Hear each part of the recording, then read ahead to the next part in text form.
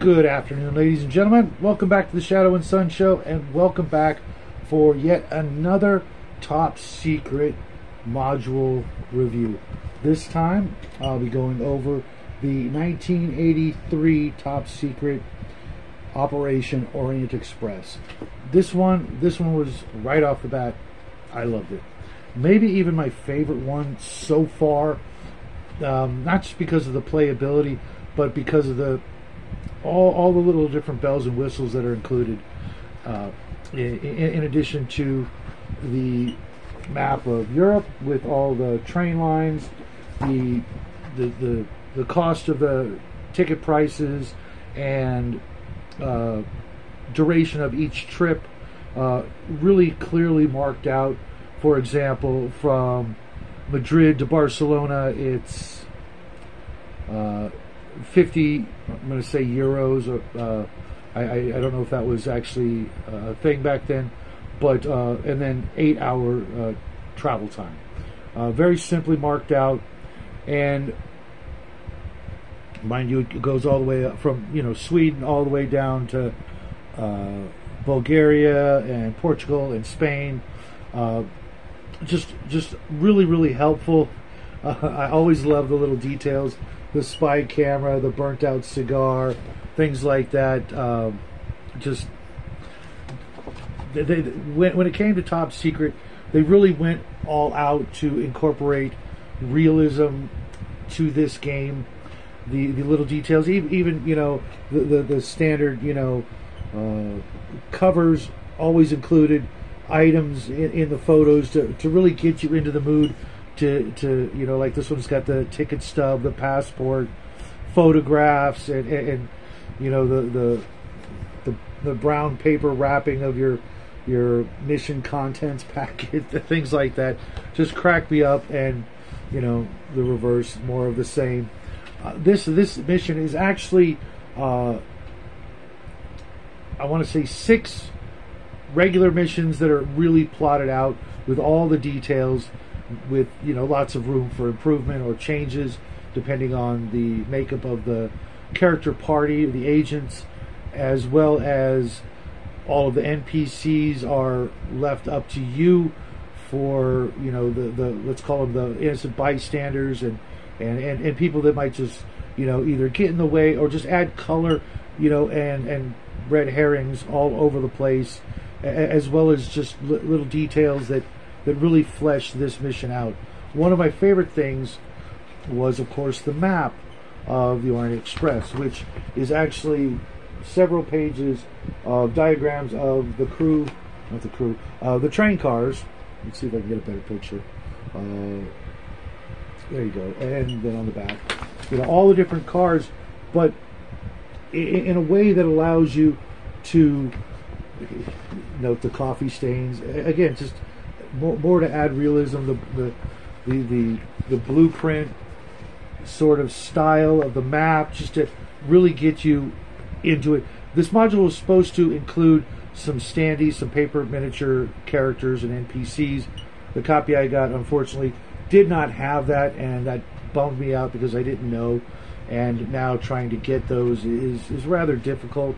I suppose I could print some out, but knowing me, I'll probably just buy another copy of this module later on this year, and hopefully a better copy, and then get rid of my copy.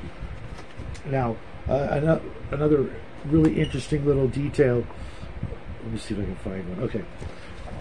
For a particular mission, you see it actually has the layout of the train, which cars and which order, so that you can go from place to place should you be able to traverse the entire length of the train, or go from this car to that car. But it tells you what order they're in, so you could then use the map to go from this car, then over to this car, and then over to this car. Really makes it very innovative and a very easy to use mapping system that allows you, because each mission and each train line is going to have a different composition of train cars, which also allow you to use this in other settings. If you were, for example, in the United States, using it as, like, say, an Amtrak line, you could design your own train and all the cars and what order they're in, and have missions elsewhere besides just in Europe. And then it also has a section of sort of like lesser missions. I want to say additional operations. There's, I want to say six more missions, which gives you a total of 12 different missions that all can be tweaked to your own desires. It also has, like I said before, a huge list of 100 random passengers that you can use as you see fit, and add or subtract from them, and a nice mix of individuals with just the minimal information that you would need. It also has I want to say another half dozen pre-generated characters, which my players never want to use. They want to make up their own characters, although I did find it amusing that all of the staff were photographed in their spy attire at the back of the book, just to add just a little bit more immersion into the whole espionage gameplay mentality. Just great. Most games like this, and most games, you never get to see an actual picture of the people involved. Later on, that became a little bit more prevalent, but very rarely in an actual printed product. And here you get to see David Cook, David LaForce, Edna Hedges, Linda Back, and Kristen, I can't pronounce that last name, sorry. But just, doing their best to look as much like secret agents of the 1980s, which, for me is a bit of a stretch to try to play a game back in the 80s, even though I was alive back then. I'm sure there's going to be a bunch of jokes about that in the comment section, but I was pretty young and did not have, a big interest in politics or current events, but you could easily use your imagination to make up your own alternate history of the 1980s, which would probably be a lot of fun, kind of along the lines of The Watchmen.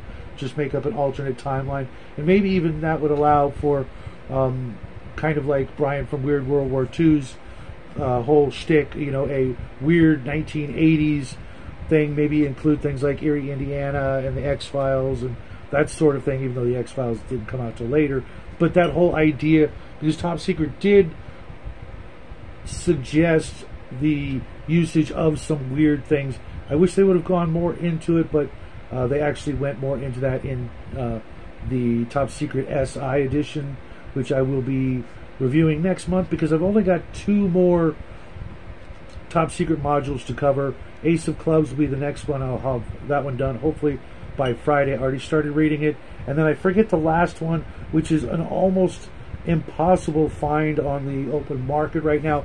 But this one has an absolute ton of replayability for any modern or 60s to 1990s replayability. I really enjoyed this one. The missions are not too complicated, and I find that with a lot of the other modules, they really overcomplicated the module or the entire adventure story idea. It's a lot of things, huge complexes to explore and infiltrate, and it's sometimes just a little bit too much, especially if you're not playing on a regular basis. If you're only playing once a week, or worse, once every 2 or 3 or once a month kind of situation, it would be very easy to forget a lot of details clues that you picked up. You'd need to take copious amounts of notes. And so for this one, with having 12 mini missions that you can use, and maybe space in between some of the larger missions, kind of like the one with the cruise ship. Every once in a while, maybe every 5 or 6 missions, you go back to a cruise ship kind of idea, so you can get some replayability out of the same maps and a lot of the same information. This one makes it a lot easier by using a train, going from different missions in different countries and that sort of thing. I really, this would be my #1 recommendation after some of the more basic ones. Operation Pisces is a little simpler because it is an introductory module. I'd probably run maybe that one, and then maybe Rapid Strike, and save some of the other ones. Lady in Distress, maybe. Whichever order you guys choose to play them. I'd love to hear about it. Love to hear if anybody's actually going to be running Top Secret in the next year or so, or if you want to tell me about some stories of your epic adventures as a secret agent or games that you ran in Top Secret. I would absolutely love to hear about it, because I am seriously contemplating running an espionage game sometime this year, maybe after April, if my schedule allows. But I really can't recommend this one enough. Right now, it's probably my favorite, just because it's a small, quick jump into the world of espionage without too much buy-in, without too much to remember when it comes to the mission. They're very straightforward, very simple objectives, as opposed to having to scour through dozens, if not scores, of rooms looking for your objectives. This one, it's very linear, very much a railroad, pardon the pun, but doesn't need to be. And speaking of, what are you doing? Relax.